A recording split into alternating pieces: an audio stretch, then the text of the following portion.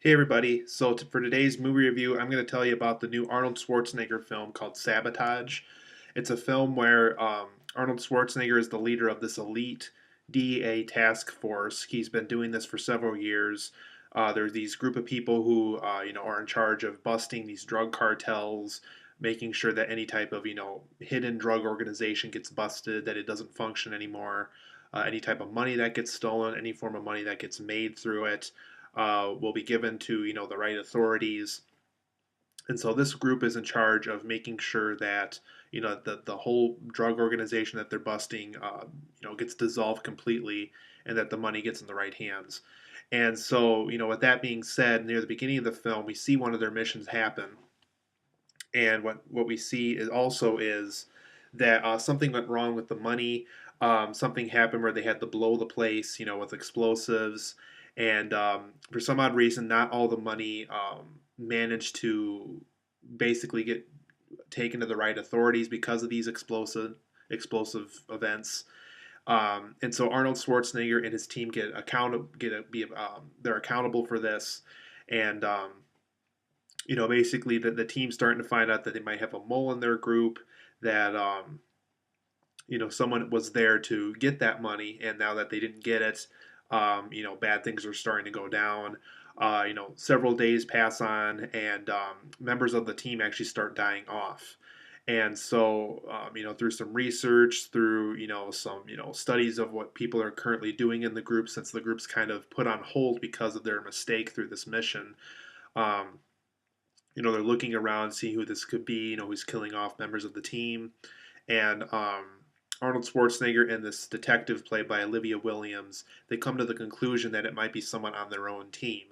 And also, one thing to mention too is this movie is loosely based off of Agatha Christie's "And Then There Were None." It has got kind of that element to it where, there's a criminal within this small group.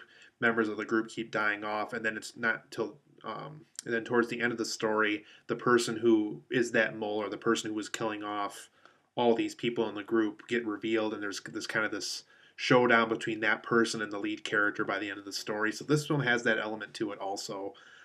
So basically, Arnold Schwarzenegger, throughout the rest of the film, he has to figure out who this betraying person in the group is. So that way, himself and the people who have not died yet don't die. And so basically, so that this group doesn't get dissolved altogether. So Sabotage, guys, I thought it was an okay film. I wasn't too blown away by it. I think Arnold Schwarzenegger has made worse, but he's also has made better. So if you like his work, it might just be worth an eventual viewing. I'm not saying in the theater, maybe like an eventual Redbox rental. It just there's just not enough special things about it to make me say it's the film that you have to see him in. But for my positives and negatives, I think the film does have some fun one-liners. I think it's one of the better things going for this movie. Actually, it's just a lot of really fun one-liners, a lot of moments where I was laughing to myself. Arnold Schwarzenegger and Olivia Williams get some neat acting opportunities in this.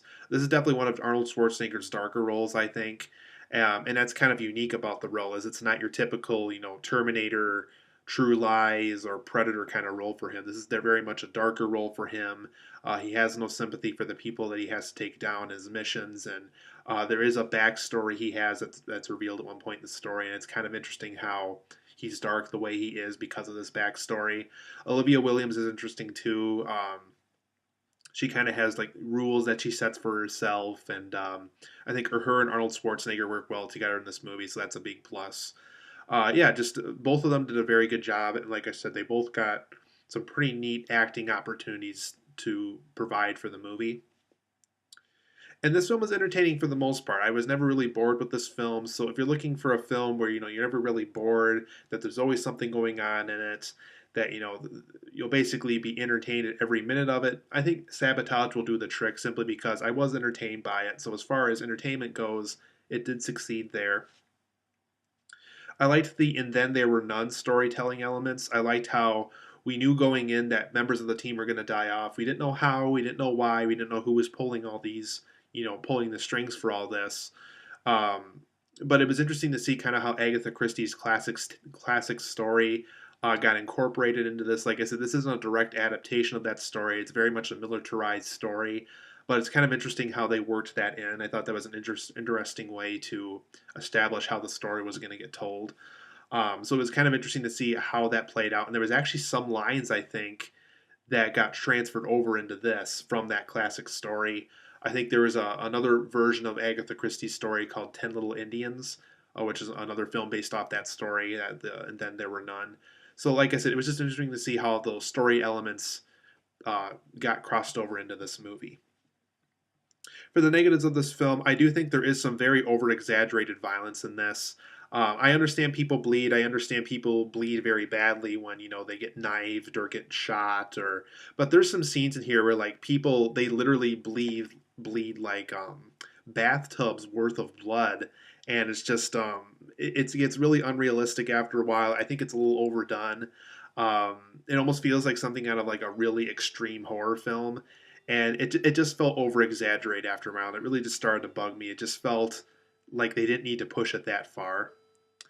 And with that being said, too, I thought there were some overly obnoxious supporting characters in this, specifically the people that were working for Arnold Schwarzenegger's team. There was a woman who kind of got annoying. A lot of the guys kind of had a very disrespectful, like they were disrespectful to their leading officers and to the people that they work for. This detective who's on this case, and it just didn't become very believable after a while. I kind of had a very hard time believing that these people worked for this DEA task force. Just a lot of them were really disrespectful for the people who were of higher level than them in their workforce, and um, yeah, they just became a little over obnoxious after a while, and it kind of dragged the film down. To be honest, their obnoxious behavior just didn't really do it for me. Um, I thought the ending of this film was pretty predictable as well. I kind of had an idea in mind going into the film who the person pulling the strings was going to be. The person killing off all these characters. It's very obvious if you listen, if you pay attention really closely. It's pretty clear, because these people are very psychotic to begin with. But it's quite clear. There's one person in the group who's like, okay, something's going on there. And so it's quite clear if you pay close attention right away. You'll get the ending on who's going to be this character killing off everybody. One thing going into the film, and I kind of want to explain this to make this negative point clear. Going into the film, I thought they were going to use no, that basically most of the film is going to be done in HD cameras, and that the scenes where they're doing these drug busts are going to be used with like these. For those who've seen the TV show Cops, kind of that we're following along with these real cases, and we'll see it go down. We'll use cheap cameras to make sure that nothing expensive gets broken during these extreme real cases and stuff. I thought they were going to do that with these drug busts because from the trailers it looked like they were going to do that. But throughout the whole film, actually, they used these cheap looking cameras that didn't look like they had any type of HD quality to them at all, or maybe it was just the theater I was watching it in. It felt cheap. I didn't like how the production of this film felt very cheap.